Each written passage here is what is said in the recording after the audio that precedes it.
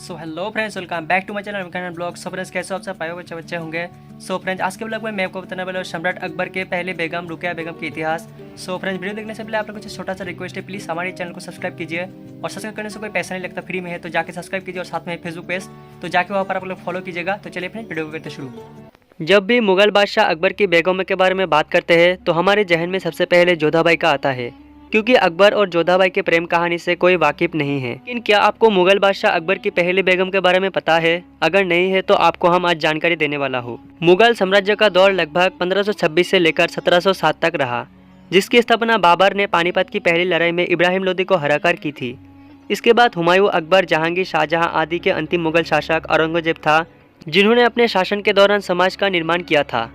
अकबर मुगल साम्राज्य का सबसे बड़ा महान बादशाह था, जिसका जन्म 15 अक्टूबर 1542 को सिंध के राजपूत किले में अमरकट में हुआ था। अकबर का पूरा नाम जलालुद्दीन मोहम्मद अकबर था। आपकी जानकारी के लिए बता दें कि अकबर मुगल साम्राज्य का तीसरा बादशाह था, जिसने अपने शासन के दौरान इतिहास में सांस्कृतिक कार्य करवाए थे। हिंदुस्तान पर अकबर ने कई सालों तक शासन किया था।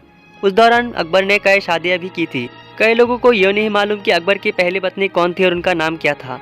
आपको बता दें कि अकबर की पहली पत्नी यानी रुकिया सुल्ताना बेगम थी। हालांकि रुकिया सुल्ताना बेगम भी मुगल राजकुमारी थी। उन्होंने अकबर से 9 साल की उम्र में निकाह कर ली थी। 14 साल की उम्र में अकबर ने उन्हें निकाह कर लिया था। रुकिया बेगम मुगल साम्राज्य की सन 1597 से लेकर 1605 तक मलिका थी, क्योंकि यह मुगल साम्राज्य की तीसरी बादशाह अकबर की पहली पत्नी थी। हालांकि रुकिया बेगम अकबर के रिश्ते में चचेरी बहन थी, जिनसे अकबर निकाह कर लिया था, और रुकिया बेगम अकबर की बेहद खास पसंदीदा बेगम थी। रुकिया बेगम का जन्म 1542 के आसपास हुआ था। उनके पिता का नाम हिंदल मिर्जा था, जो अकबर के पिता हुमायूं के छोटे भाई थे। रुकिया सुल्तान की परवरिश शुरू से ही एक शाही घराने में हुई थी, क्योंकि वे मुगल खानदान से ताल्लुक रखती थी।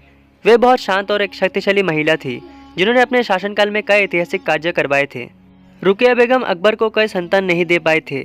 अकबर ने कई सालों तक अपने संतान होने का इंतजार किया था, लेकिन यह संभव नहीं हो पाया था। हालांकि रुकिया सुल्तान अकबर से बहुत प्यार करती थी, और रुकिया सुल्तान भी अकबर की सबसे पसंदीदा बेगमों से एक थी। हालांकि बादशाह ने अपने संतान के लिए दूसरी शादी भी की थी। रुकिया बेगम निसंतान होने के वजह से अकबर के पसंदीदा पोते खुर्रम यानी बादशाह शाहजहां के पालन पोषण की मुख्य जिम्मेदारी ली थी। रुकिया बेगम शहजादा खुर्रम को गोद लेने से शाही हरम में उसका पद और शक्ति बढ़ गए। वो मुगल साम्राज्य की सबसे विशेष सुविधाएं प्राप्त महिला बन गए।